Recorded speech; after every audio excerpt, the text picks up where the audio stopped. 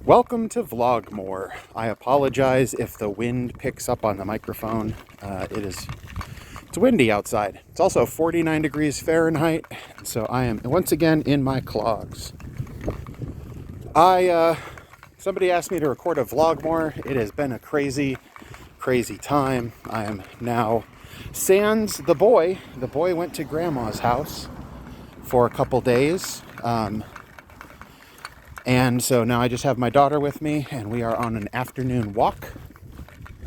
My mother-in-law, Grandma, has received the COVID vaccine months ago. She was part of the Moderna trial, and we don't know 100% for sure that she got the active one, but she had all of the side effects as though she had the active one.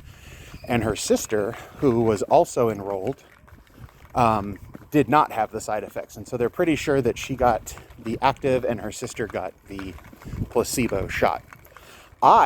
Because I work in a hospital, got the COVID shot yesterday on Friday, December 18th. My arm hurts today. It's not too bad. I don't have any headache or fatigue or malaise or fever or any other bad side effects. It's just soreness in my arm right where the shot was delivered. And it's not even the worst I've had from a shot. My last tetanus shot and my third Hep B shot were much worse than this one is. I actually couldn't sleep at night after the Hep B shot. That was the worst one I had, that third one. I sleep on my side, and when I would roll over onto my left side with my left arm, it just hurt too much to stay that way, and I had to roll back. All right, so anyway, one of the things I wanted to talk about previously, but didn't get a chance to, happened months ago, back in August. I was driving home from work, and I had to stop I was going home a different way than I normally go, because I was going to have to run an errand. And as I was heading through an intersection, so I'm traveling westbound on my road, and a guy who's traveling eastbound is at the light in the left turn lane, waiting to make a left turn, but he's yielding because it's a green light, so he doesn't have a protected turn. As I'm driving, I'm in the left lane of my side of the road. And I see him kind of move forward and then stop. And I'm like, okay, he noticed me. He's not going to pull out. And then as I continue forward, he does turn right in front of me. He turns left directly in front of me. I was in the left lane, but since we're now at the intersection, we had a left turn lane on my side as well. So I tried to swerve to the left, but there was a car beside me, so I couldn't get too far out of the way. And I ended up smashing the front of my truck into the side of his car. Fortunately for him, it was the passenger side. For myself, it was, of course, the front driver's. It was mostly the front passenger side of my truck as well, since I was trying to turn to the left, and so mostly it was the passenger side of my truck. All right, my brain isn't working. Anyway, I had braced myself on the steering wheel. So like I'm slamming on the brakes, I'm turning a bit to the left. I got both my arms on the steering wheel. And I remember hitting his car and coming to a sudden stop, feeling a jolt like up my arms into my shoulders and back, particularly on my right side. And then there's this distinct moment, I remember it, and part of it might have been the adrenaline, because they say that when you got adrenaline going, and you're in some exciting situation, you have, time seems to slow down for you. So I remember just sitting there for a beat. Truck's at a full stop, we've crashed, and then my airbag deploys, completely uselessly. It just pops out, and then there's like the dust coming off of it, and I'm not 100% sure, but I've read about how the silica dust and whatnot that's inside it can sometimes be bad for you. So at that point, I roll down my windows and turn the vents on in my truck, the vents were still working, to just try and clear that air a bit. And since it's the middle of COVID, I also had a mask, so I put my mask on. The guy in the other car, so I immediately call 911. Well, actually, I think I immediately call my wife and I say I've been in a car wreck. And then I hang up with her and then I call 911 and mention that I've been in a wreck and that we're in the middle of an intersection. And the guy asked if we could get the cars off the road to the side of the road somewhere safe. And I said, yeah. And so I start, my truck's been running this whole time. I don't think I turned it off. And so I back up, and as I'm putting my car in reverse, like you can hear the metal of the two of our cars kind of like pulling apart, and the little bits of my truck that have been smashed out of position dragging on the ground. And then I turn and we head over. There's a gas station at this intersection, so we pull into that gas station. He follows behind me, and so we sit there for a couple minutes. He's a young kid. He was easily a teenager at most, in his very early 20s. And he comes over to see if I'm all right. He knows that he turned in front of me and that this is all basically his fault. We exchange insurance information. The police show up and take a report. My wife has been helpfully... She's coming to pick me up. Like, she immediately started to get in her car and come down to where I was. And the whole drive down, she's calling our insurance company and getting everything kind of set up for that. And they've already started sending like a tow truck by the time she gets there. Anyway, so this kid who caused the wreck, I hit him technically, but he caused the wreck. It turns out like he didn't have his driver's license on him. And so at one point the police are like putting him in handcuffs, and I was just like freaking out. I know that I'm not in trouble, but I was feeling really bad that maybe I shouldn't have called the cops, because now maybe this, 19-year-old looking kid is going to go to jail because he doesn't have his insurance or his driver's license on him. But fortunately, they do allow him, his parents show up, one, to pick him up, but also they bring his driver's license with them. Like, he had a driver's license, he just didn't have it on him. And although he did have his insurance card on him, so that's kind of weird. Anyway, so yeah, my only thing that I was worried about was that my left hand, and earlier when I said that it was my right arm that took the brunt, I take that back. It was my left arm that actually took the brunt of the impact. And right at that fat pad, right there, beneath your thumb, it was bruised. Like, it was very clearly starting to bruise in this 30-minute period after the car wreck. And it hurt when I moved it or when I pushed on it. And so I was afraid that I might have broken my hand.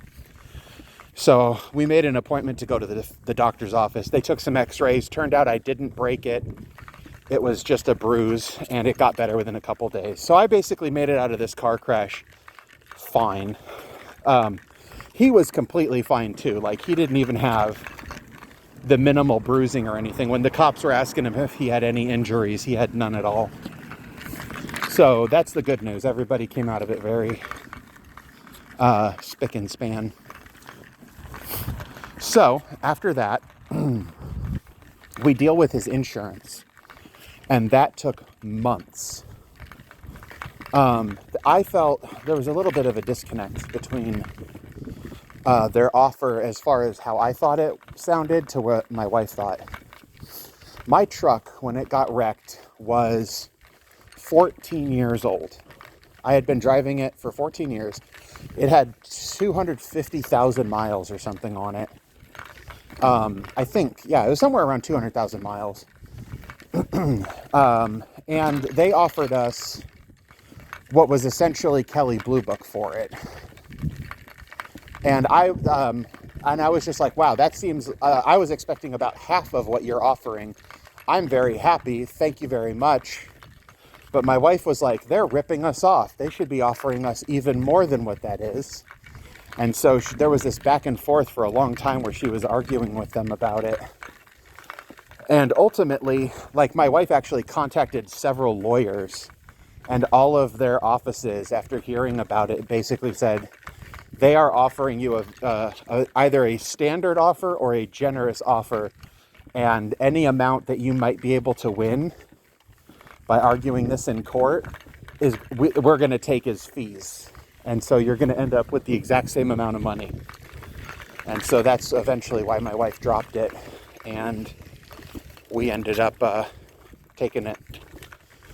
What else? So, and then I also got money. We had one of my children's car seats in the car. And if you don't know this about car seats, because I didn't, if you have a wreck of any sort, doesn't matter how damaging the wreck is, if there's a car seat in the car, that car seat is now garbage. Once there's been any kind of collision with the car, oh, baby. Look at my poor sweet daughter. She is so tired. Let's put the canopy up. She didn't sleep she slept kind of okay. She got up a little bit early this morning. And then she fell asleep before we were supposed to go on a nap.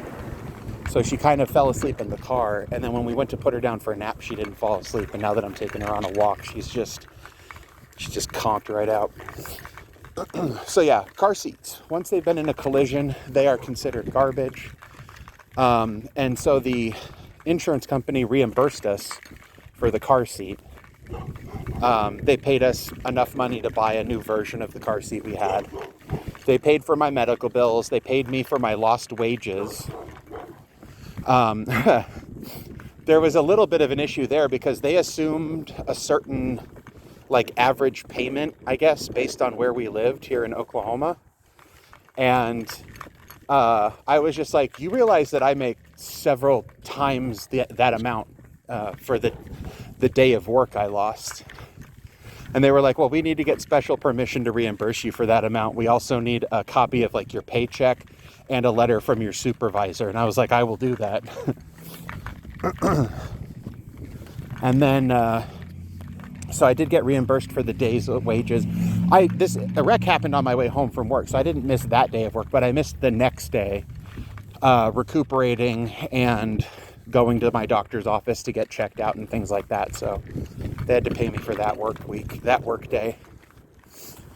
And then, pain and suffering, lost wages, medical bills, and then they paid us for the truck itself being totaled. And another adventure there is they had moved the car. They took the tow truck. My initial tow service, which was through my insurance, took the wrecked car, my wrecked truck, to some salvage yard. And it sat there for I don't know how many days. And then the other guy's insurance called. And basically, since the wreck was 100% his fault, they were sort of handling everything. It was all on their dime. And they said, well, the yard that you're at, we're not contracted with them. So we want to move your truck to our contract lot because it's much cheaper for us. And I said, okay, that's fine. I don't care where my, piece of garbage truck ends up because I'm never driving it again. So they go to move it. And the day that they're supposed to move it, I call the salvage yard and I tell the guy, hey, the other guy's insurance is going to move this truck. All I need you to do is take my license plate off of it. And then that afternoon, I go there and I say, hey, where's my license plate? And they're like, oh yeah, we forgot. I was like, what do you mean you forgot? The other people took my truck, who knows where, and it has my license plate on it. And they're like, yeah, sorry. And I was like, well, I'm not paying you any money. And if it was up to me, I wouldn't pay you any money, but it's not up to me. So then I find out where the other salvage lot is that's on contract, and I go there. It was just down the road. And I go to talk to the lady, and I say, they just moved my truck over and I need my license plate. And she's like, okay. And she's like, oh, well, your truck didn't come to this lot. We have another lot that's down the road, and it's at that lot. So you need to drive over there. So I drive over there, and it's raining. I go out into the rain. I drive my car over to the other lot, and I get into their secondary lot, and there's some guy drives up literally in a bulldozer, and he tells me, are you here for the license plate? And I said, yeah. And he said, it's not here, it's at the other lot. And I was like, they just sent me here. And he says, I know, they shouldn't have. And so then I go back and get in my car and drive back to the first lot again. And what it turns out, in a spark of what I call Oklahoma nice, they took my license plate off my truck at the other lot and drove it to the first lot while I was driving to the second lot to get my license plate. So in an attempt to help me, they made my life more difficult, which I have found is pretty typical of Oklahoma. People try to be nice, but it actually makes everything worse. So that's the story of my license plate. Following on that, I have a lot of back and forths about getting my title. So when I moved to Oklahoma, I registered my truck, and I got a title. Well, I paid for a title, but I needed what they called a VIN inspection. And I guess the tag agency that I was at didn't perform VIN inspections. And so they said, once you get the VIN inspection and we get the report, we'll issue you a title. And I said, okay. And promptly forgot about getting a VIN inspection for the next 2 years.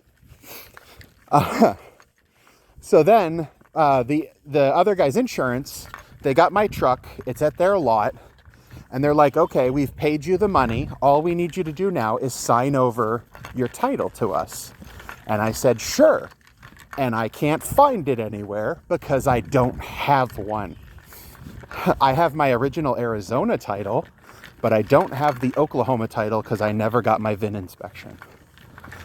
So then I call the salvage lot.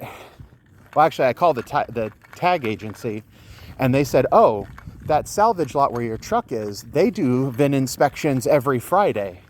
So they should have someone there that can do it for you. And I said, okay. And I call the agency, the salvage lot, and I say, hey, I need this VIN inspection. And they said, okay. And they don't do it. They forget. And then the next week, they forget. And then the third week, suddenly they need the other guy's insurance's permission to do a VIN inspection. And so then I'm calling the other guy's insurance and saying, hey, I'm trying to get this title to sign it over to you. And now your lot won't let me get a VIN inspection without your permission. And the other insurance lady, she's just like, but it's your car. And I said, I know, but for whatever reason, they won't let me without your permission. And so that took another 2 weeks or so before finally the permission got mailed over to the salvage lot. And then the salvage lot got the VIN inspection. And then the tag agency issued a title. Now here's the other fun part. I keep waiting. It's been like a week or two, and I'm waiting, and this title never shows up in my mail. And so I call the tag agency and I say, hey, I got my VIN inspection. And they're like, yeah, we see that it's been inspected. And I said, so where's my title? They said, well, we mailed it. I said, where did you mail it? And they said, the salvage lot. And I said, the hell? Why did you mail my title to the salvage lot? And they said, that's the address that was put on the VIN inspection. So then I call the salvage lot and I say, hey, you have my title. I need you to give it to me so that I can sign it over. And they said, no. What they'll do is the insurance will give you a form where you grant them power of attorney, and then they'll just sign it to themselves.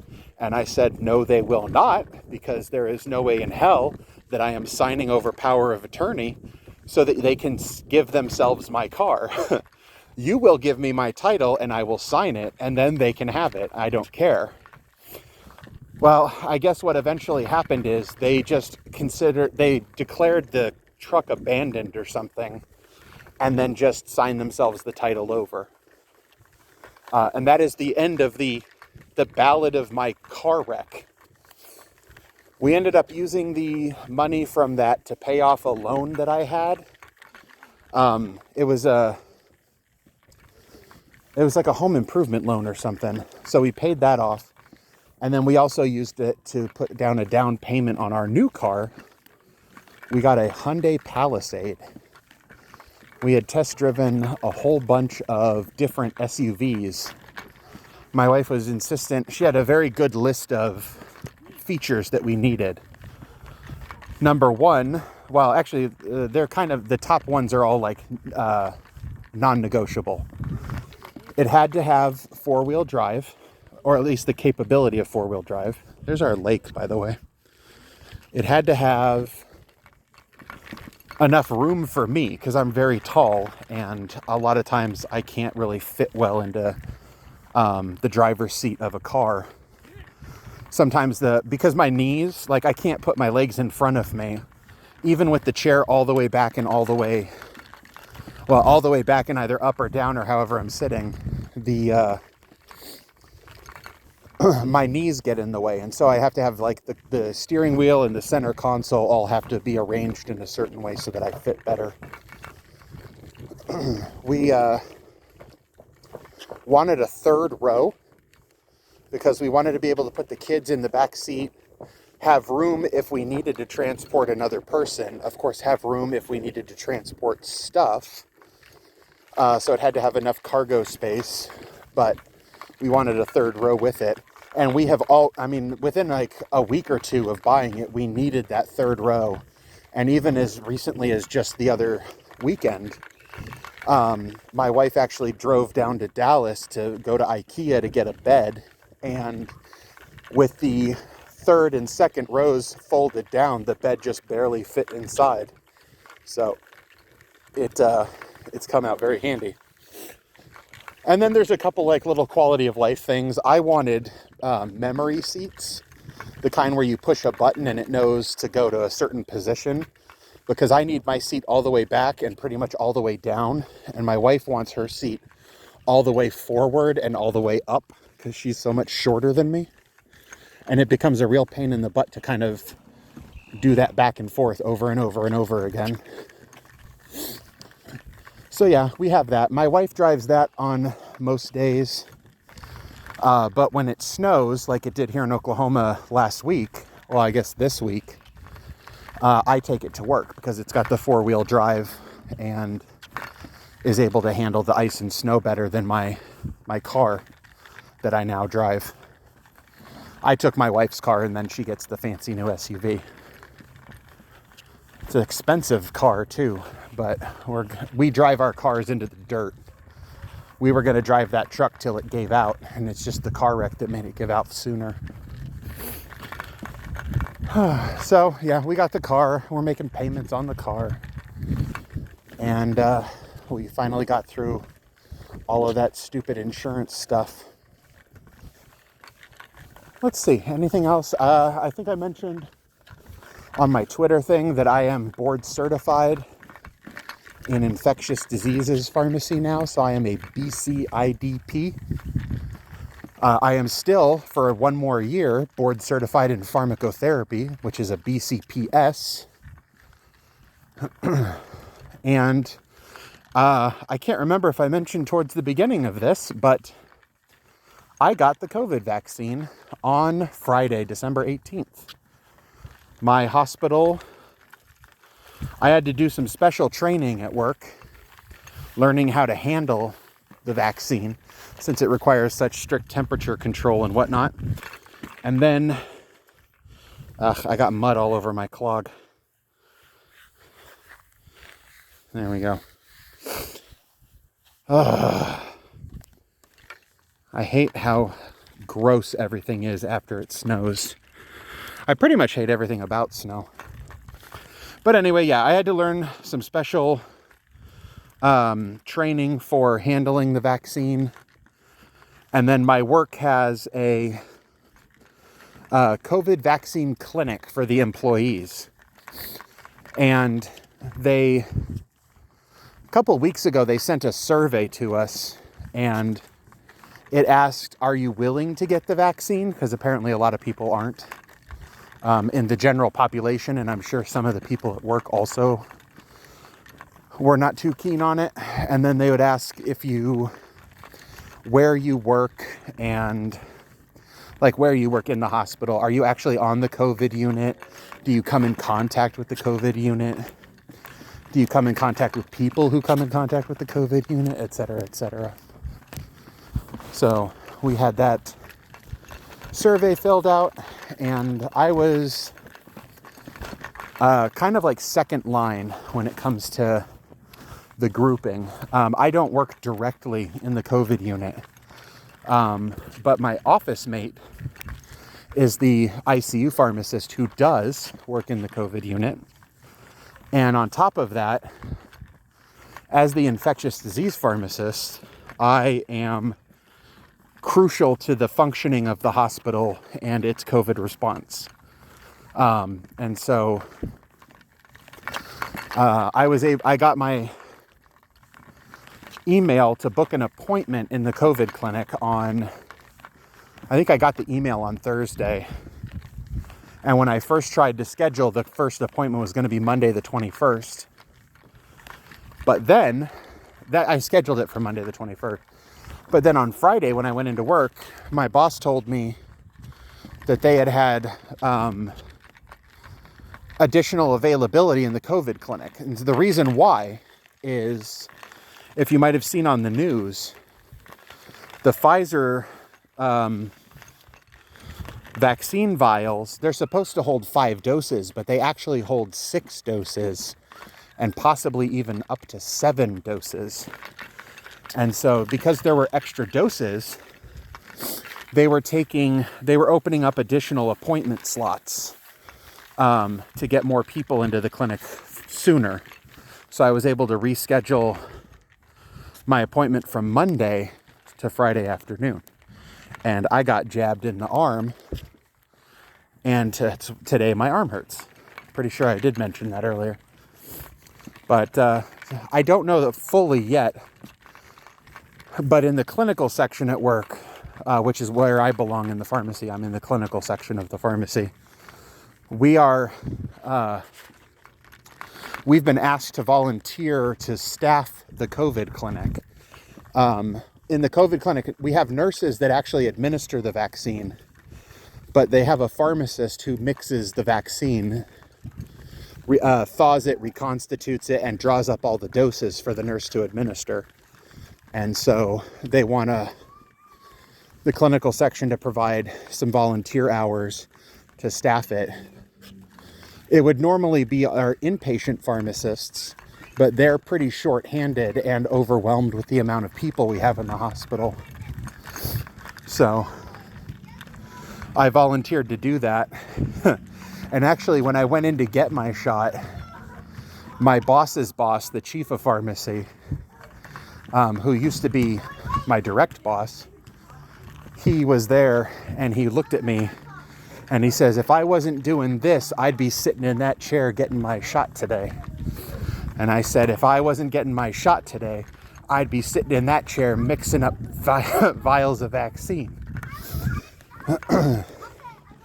Sometime probably next week or the week after, I'll be manning the vaccine table. I'm also licensed and certified to administer immunizations, but within the VA, I don't know that I can or not at my particular hospital. So I'll content myself with just mixing it up. All right, this is almost 30 minutes long now. I feel like that's pretty decent length. I will continue my walk to give my little baby a decent nap, and I will talk to you guys next time. If you have any questions, feel free to leave them in the comments.